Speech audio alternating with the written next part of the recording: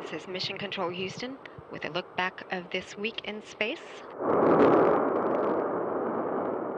On Monday, Expedition 29 crew members Anton Shkaplerov, Anatoly Ivanishin, and Dan Burbank were on their way to the International Space Station after having launched aboard the Soyuz TMA-22 spacecraft from Baikonur Cosmodrome in Kazakhstan at 10:14 p.m. Central Time. That was last Sunday. Meanwhile, on Monday, aboard the orbiting outpost, Commander Mike Fossum had worked with the Space Dynamically Responding Ultrasonic Matrix System. This is also known as space drums, a suite of hardware that uses sound waves to allow experiment samples to be processed without ever touching a container wall. This allows materials to be produced in microgravity with an unparalleled quality of shape and composition. The goal there is to develop advanced materials of a commercial quantity and quality and help improve manufacturing processes here on Earth. Fossum had also participated in the Integrated Resistance and Aerobic Training Study known as SPRINT, which involves ultrasound imagery taken of his leg and a shorter, more intense workout on the advanced resistive exercise device than station crew members normally perform. The SPRINT evaluates the use of high-intensity, low-volume exercise training to minimize loss of muscle, bone, and cardiovascular function in station crew members during those long-duration missions. Fossum is the first to participate in this new protocol. Additionally, he had worked with the binary colloidal alloy test 6 science payload in this experiment, also known as the BCAT-6. Station crew members photographed samples of polymer and colloidal particles as they change from liquids to gases to model that phase change. The results will help scientists develop fundamental physics concepts previously cloaked by the effects of gravity. Also on Monday, flight engineer Satoshi Furukawa analyzed water samples from the station's water recovery system, which recycles urine to produce potable water. And flight engineer Sergei Volkov had worked with the radiation payload suite. The Russian payload is designed for sophisticated radiation studies and is named after the traditional Russian set of nested dolls, Matryoshka. Next, on Tuesday, the Expedition 29 crew members living and working aboard the International Space Station had wrapped up an abbreviated workday Tuesday morning as they prepared to welcome 3 new crewmates arriving aboard a Soyuz spacecraft that occurred early Wednesday morning. With only a week left in their mission aboard the orbiting complex, the 3 outgoing Expedition 29 crew members spent some time Tuesday packing up for their return aboard the Soyuz TMA-02M spacecraft that brought them to the station on June 9th. Fossum also checked on the binary colloidal alloy test science payload, which takes a look at those colloids, those microscopic particles suspended in a liquid. Also, meanwhile, Furukawa closed the shutters on some of the windows in the U.S. and Japanese segments of the station to protect them from contamination from exhaust plumes of the Soyuz as it rendezvoused with the station. Then on Tuesday, Volkov had spent several hours working with a cell cultivation experiment known as Cascade, and later he had performed some routine maintenance on the life support system in the Russian segment of the station. On Wednesday, Expedition 29 expanded to 6 crew members. NASA astronaut Dan Burbank and Russian cosmonauts Anton Shkaplerov and Anatoly Ivanishin docked their Soyuz TMA-22 spacecraft to the Poisk Mini Research Module at 11:24 a.m. Central Time on Wednesday. They are scheduled to live in space until March of this year. Expedition 29 Commander Mike Fossum and flight engineers Satoshi Furukawa and Sergei Volkov welcomed their new crewmates when the hatches were opened at 1:39 a.m. Central Time on Wednesday morning.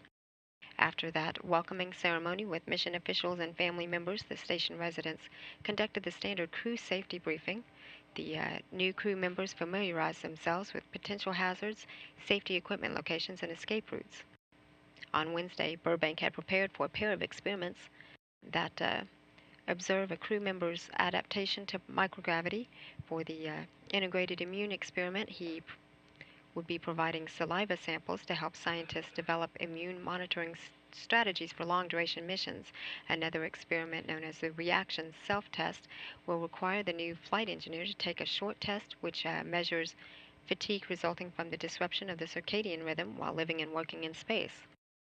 On Thursday, the Expedition 29 crew members focused on orientation activities and science experiments during their first full day as a 6-member crew. After docking in the Soyuz TMA-22 spacecraft on the early Wednesday morning, the station's newest residents, flight engineers Dan Burbank, Anton Shkaplerov, and Anatoly Ivanishin, focused on a variety of orientation activities to familiarize themselves with their new home aboard the orbiting outpost. The three new flight engineers also met with the rest of the Expedition 29 crew to review emergency roles and responsibilities.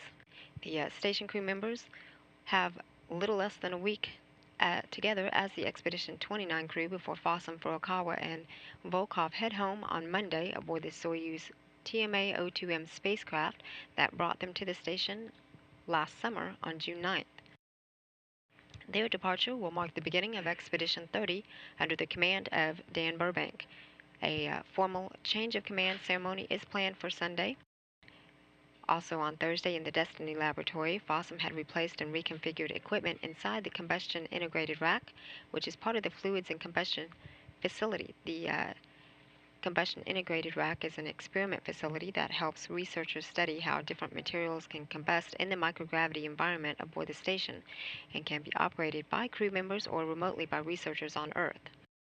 Also on Thursday, Anatoly Ivanishin had worked with the Russian experiment known as Cascade, which investigates the cultivation processes of microorganism, animal, and human cells in microgravity, while his Russian cosmonaut crewmates Volkov and Shkaplerov set aside some time to work with a variety of experiments, including Plasmida, a Russian bioecology experiment that will examine the effect of microgravity on the rate of transfer and mobilization of bacteria plasmids.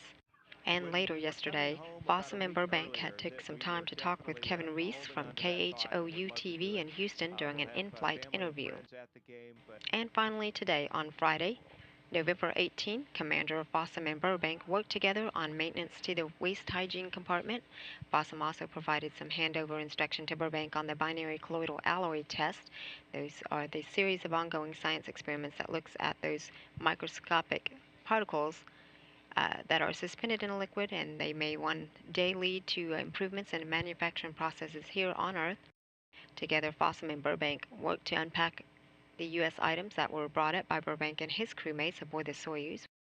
Burbank reviewed the operations of the onboard stationary bicycle as exercise to mitigate the effects of spaceflight, which is essential during a long-duration flight. And earlier this morning, in preparation for their return to Earth, Sergei Volkov and Satoshi Furukawa participated in a conference with specialists on the ground to review their upcoming descent to Earth aboard the Soyuz TMA-02M spacecraft. Fossum, Volkov, and Furukawa are scheduled to land in Kazakhstan Monday, November 21 at 8:24 p.m. Central Time, 9:24 p.m. Eastern Time. Just during the hour, Commander Mike Fossum had performed some preventative maintenance to the oxygen generator system along with Dan Burbank. He had spent some time cleaning filters and removing and replacing a hydrogen sensor. Flight engineer soon to assume command of the International Space Station, Dan Burbank was busy unpacking items that were brought up with he and his crews aboard the Soyuz. Flight engineers Sergei Volkov and Anton Shkaplerov have been participating in space station handover reviews, while flight engineer Satoshi Furukawa transferred some acoustic measurement data after performing a sound level meter survey of the oxygen generator system, the water recovery system, and also of the Japanese pressurized module. He had later followed that data transfer with an hour of his exercise. Later today, the 6 station crew members will have completed their 2 hours of their daily exercise. They will participate in a conference with the station flight director, some evening prep work, a conference with the station flight director, and wind down their day with mealtime, hygiene, and rest. Anatoly Ivanishin will then perform some regular maintenance to the Russian life support system known as SOJ. The 3 new crew members will continue to settle into their home and adjust to their microgravity living space. The Expedition 29 crew is then scheduled to go to bed at 4:30 p.m. Central Time. This is Mission Control Houston.